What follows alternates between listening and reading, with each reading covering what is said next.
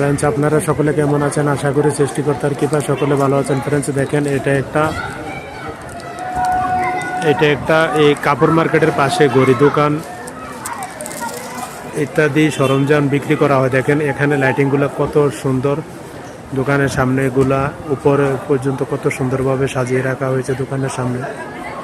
অসাধারণ দৃশ্যগুলো দেখেন, খুবই সুন্দর, খুবই সুন্দর এলাকাটা।